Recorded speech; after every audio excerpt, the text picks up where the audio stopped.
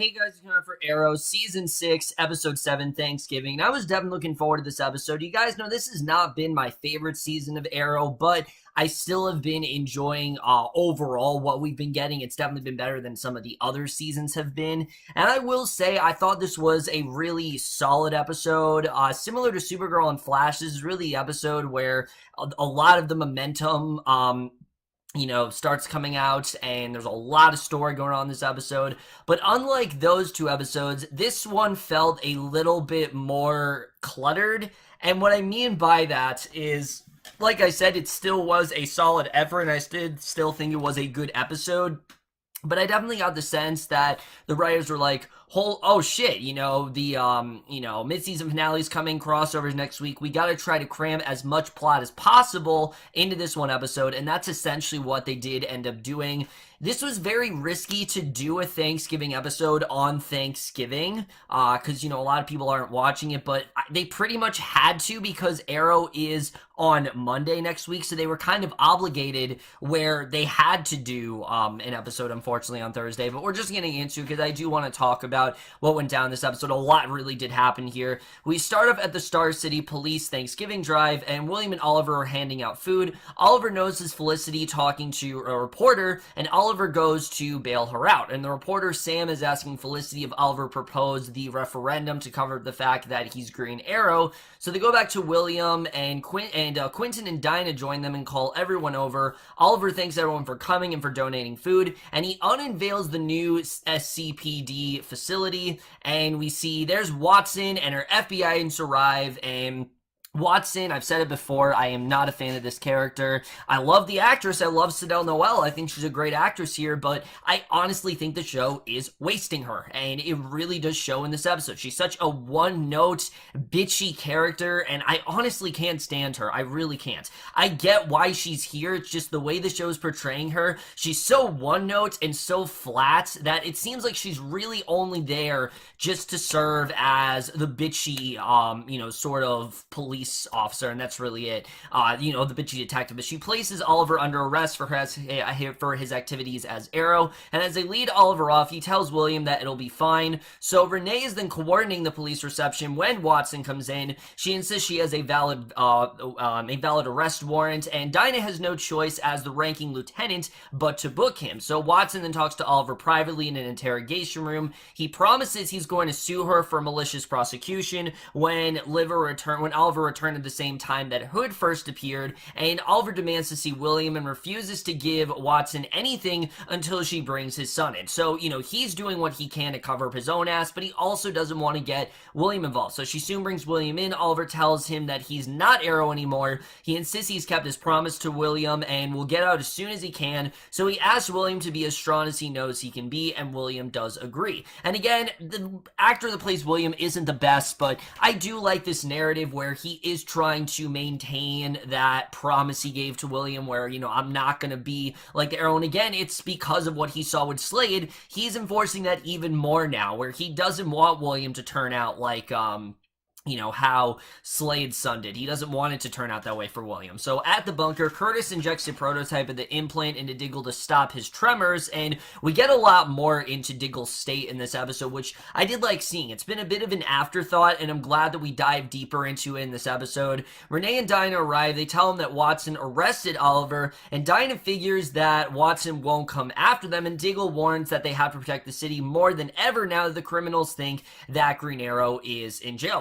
They can to try to clean up the city, and that's basically what they're kind of dealing with here. But the one thing that I really love about this episode is we do get the return of Caden James, and Michael Emerson is just such a great actor, and it was really cool to see him again. And I'm pretty sure that him and Black Siren are the villains of the season, which is really cool. We see he gets Black Siren and mercenaries into Sunderland Corp. They take out the guards in a server room, and James then directs them to a nanothermite device. Black Siren used her sonic scream to shatter the container despite James's warnings, and a mercenary then grabs the device. And at the station, Oliver's then sitting in a cell when Dinah comes in and asks what he needs, and she offers to help him escape. But Oliver tells her that he can't make himself a fugitive because William would be an orphan if he did that. So he has to do what he can to ensure William that he will get out of this and that he will remain as his father and all this. So he says that he has to do it the right way. Dinah wished him a good night, and again, it shows how far Oliver has come. It does show the progression there, and that's something I really do love. I like that Oliver has maintained this thing, where he is trying to help out William, and I really enjoyed that. But at the bunker, Diggle tells Curtis that the pain is better. Curtis has confirmed that there was a break-in at Sutherland, and James bypassed their alarm surveillance, and they discover that a nanothermite explosive was stolen, and Curtis says that Felicity might be able to narrow down the target. So they call Felicity, who figures that James is looking for an accelerant, and she tells Curtis to backtrack James's hack and hangs up, and then she goes over to Oliver's arraignment. So DA Sam Armand meets with Oliver and tells him that he has no choice but to prosecute. So Judge McGarvey then comes in, and Oliver's lawyer, who turns out to be Jean, lawyering moves to dismiss the case, which this is a big deal. We haven't seen this character since, I believe, season 2, so it was kind of cool to see her, but to me it just felt like, oh, look who this random character is. I just didn't really feel much towards this character. I personally did not watch season 1. I started watching the show in season 2, so this character I just didn't really feel a lot towards, but Sam says that he has immediate proof. The judge releases Oliver on $5 million bail with a $500 million bond. So Jean tells Oliver that they'll ask for an early trial date,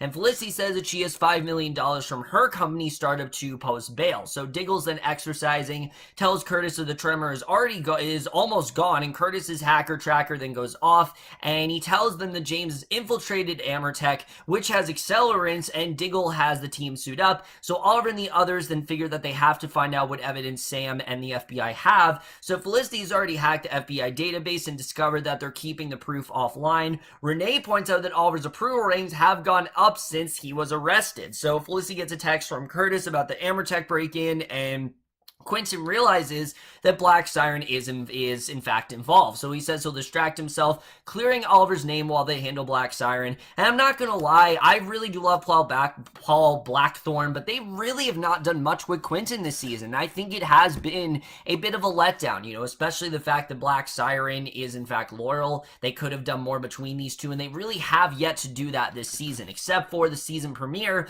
we really haven't seen them do much with that plotline. Now, I could be wrong. They could be doing more in the second half of the season, but so far, they're not really doing a lot with it. So Black Siren breaks into Amertech. She heads for the accelerants, and meanwhile, Felicity tells the team that where their opponents are, and they split up to take them on. One mercenary takes down Diggle, who is clutching at his chest. The others knock out his attacker, and he tells them to stop Black Siren, and James warns Black Siren the team is approaching her. Diggle's staying back. The team attacks, and Black Siren has the remaining mercenaries get the accelerant off, and then unleashes a sonic cry to cover their escape. And back at the bunker, Renee and Dinah tell Felicity about Diggle's tremors. Curtis and Diggle are at the hospital, and Felicity confirms what accelerant was stolen. And at the hospital, Dr. Schwartz tells Diggle he's suffering from a combination of withdrawal, but also Curtis's experimental treatment. So once she leaves, Diggle assures Curtis that it was his choice. Felicity calls and says that James is creating a thermobaric weapon that will pressure cook everything within 200 yards, and Diggle tells Felicity to detonate in a heavy populated area.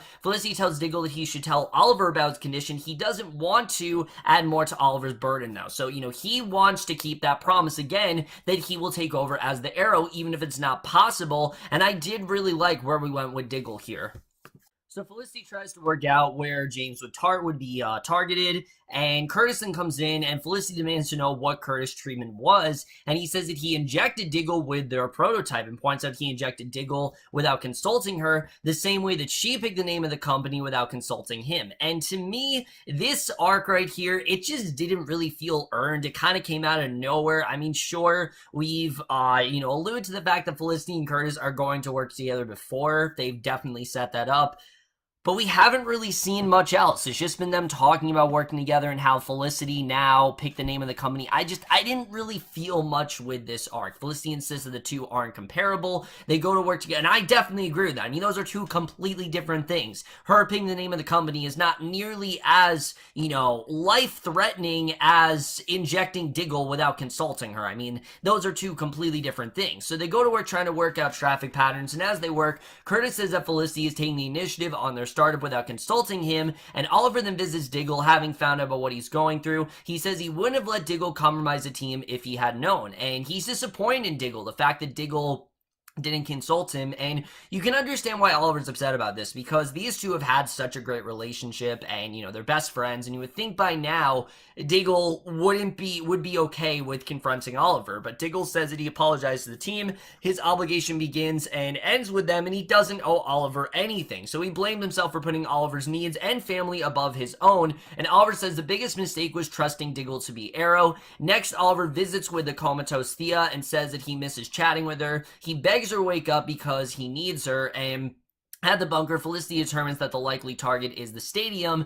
Billy Joel is playing to a sold-out crowd of 35,000, and Curtis figures that they have to step it up without Diggle to lead them. So James already has control of the system, lock Felicity out, and Oliver arrives and says that he can't declare a statement of emergency to have the concert canceled. He apologized to everyone, saying that he should have known about Diggle's condition, and the stadium manager refused to cancel, pointing that Oliver has no actionable evidence, and Quinn and Dinah then going through the files. Dinah tells him that she found Vincent is Vigilante. She's been trying to reconcile the man that she knew with the monster who Vigilante is, and Quinn explains he had a chance to stop Black Siren, but he just couldn't do it, and he figures that all the murders Black Siren has committed since then is on him. And I like this scene because, like I said, Dinah has very much been delegated to just her kind of just fawning over Diggle, and I'm glad to see they didn't do that in this episode, because Dinah tells him she had the chance to stop Vigilante, and she didn't. She insists that both of them can see the good in people they care about and figure that it's not a bad thing. So I don't know if this is setting up the fact that she's gonna try to maybe turn Vincent around, and Quinn's maybe gonna try to turn Black Siren around, even though he couldn't.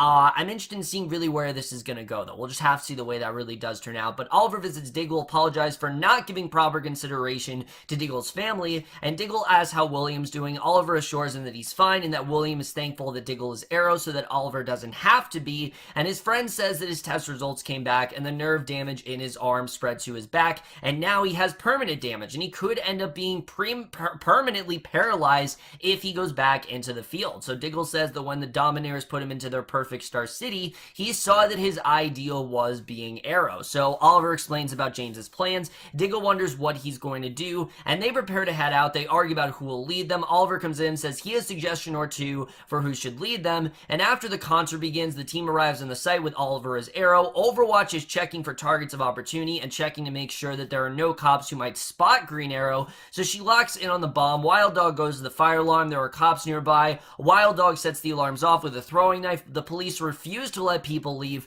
claiming it's a false alarm. Wild Dog steps out, fires into the air. The people panic and run for the doors, only to discover the doors are locked, and Overwatch then warns the cops are imposters, tells the others to focus on the bomb. Wild Dog then runs, forced to take down one fake policeman, and Arrow sends Mr. Terrific and Black Canary to help. He finds the bomb. Overwatch confirms via his body cam that it's a decoy, and the team take on the fake policeman. They get the fans out, and James steps out of the shadows, says it's going to be an insightful evening, and Arrow starts shooting at James, who uses the stolen T-Spear technology to deflect the shot. He says it was all set up so that he could talk to Arrow, and he's there for revenge. And he explains that Arrow cost him someone very dear, that being his son, and when Star City burns, Arrow will know why. He sends the T-Spear to attack Arrow, and then Black Canary Sonic blasts a Vigilante to cover their escape. So basically, James, we can tell, he is very much against the Arrow because of him killing his son, which is definitely a very strong narrative. It's just a little too similar to what we got with Prometheus last year, and I'm going to talk about that a little bit later.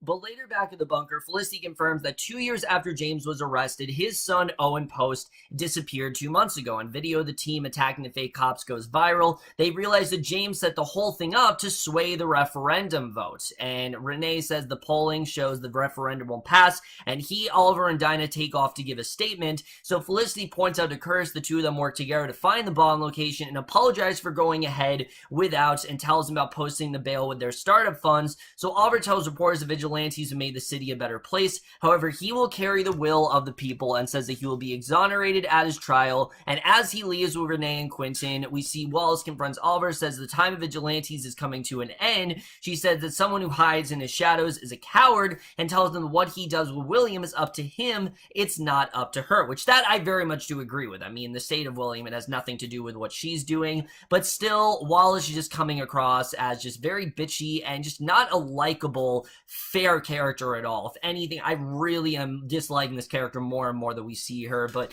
that night, Oliver, Felicity, and William meet with Diggle. He explains that he was Arrow for Oliver, and Oliver says that Arrow's team were at the stadium, but not Arrow. And once Felicity leaves with William, Oliver tells Diggle that he's okay lying to William as long as he's temporary, and figures that he's stubbing for the real Arrow. So Schwartz comes in, tells him that something happened to Thea. They go to her room, find her conscious, and she's now in a wheelchair, and basically she eats her Thanksgiving meal. They bring her up to speed on what has happened since she went into a coma. Felicity explains they used a new drug to wake Thea up. Oliver says that he's never had more to be thankful for, so we see that she's very much alive, and that is the way this episode ends.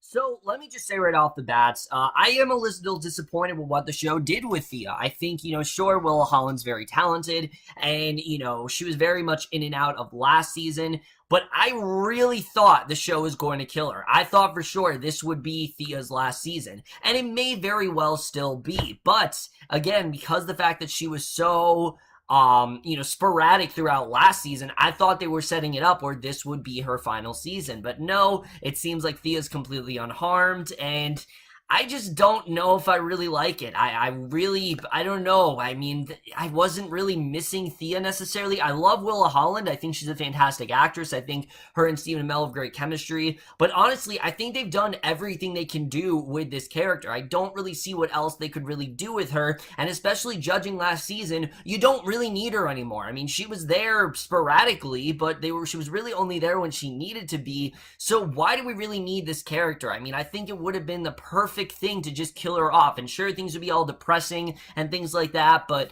I think it would make sense for them to do that to this character. So I'm really surprised that they actually broke her out of the coma. I mean, I don't, I'm not necessarily upset about it. It's just, I was thinking they were going in this one direction. I'm just a little bit disappointed in what they do here, but let's see what they do with her for the rest of the season, and then I can really judge that.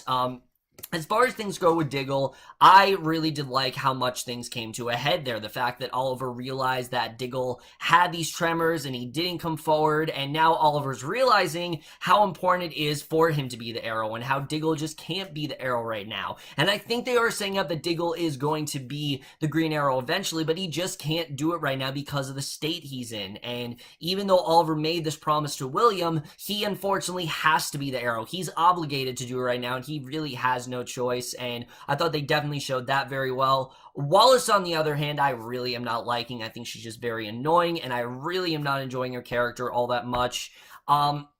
Let's talk about Kate and James, because I love Michael Emerson on the show, but I'm not gonna lie, the arc that we're getting from him is way too similar to what we got with Prometheus. At least I thought at first it was going to be. We don't even know if that whole thing is true, where he really is just blaming them, or he was just doing it to sway the referendum vote and make things worse for Oliver. I'm not entirely sure, but if his whole agenda is to blame Oliver for his son's death, it's way too similar to Prometheus, because remember, Prometheus was blaming Oliver for his father's death, and it just feels like a complete retread. So I'm hoping that's not the case. I'm hoping there is definitely more to it. I did like what this episode did, though, for both Black Siren and Vigilante, because you had that great scene between Quentin and Dinah where they talked about how they might be able to save both of those characters. Black Siren, I don't think you can save, but Vigilante, I think, might be on the verge of saving.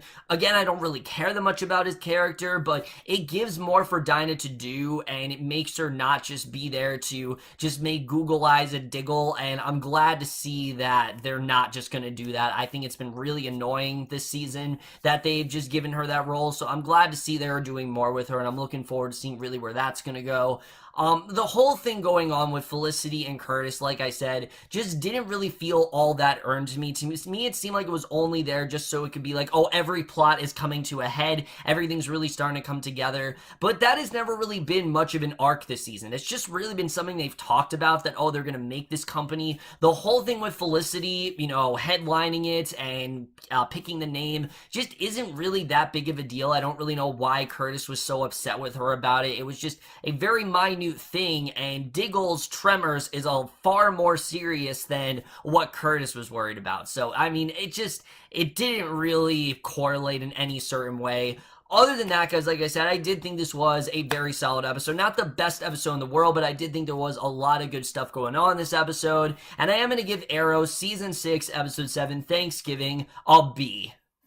So overall, guys, let me know what you guys thought of this episode of Arrow. Loved your thoughts in it. Definitely looking forward to seeing where the rest of the season does go. Next week, of course, is the crossover. We're going to be on a Monday, believe it or not. I think that's the first time Arrow has ever switched time slots. I mean, obviously this year they did, but they've never been on a Monday. So that's going to be really interesting to see how that does play out. But that's my review. Hope you guys enjoy. I'll see you guys in my next video, and I will see you guys for that. Okay, bye.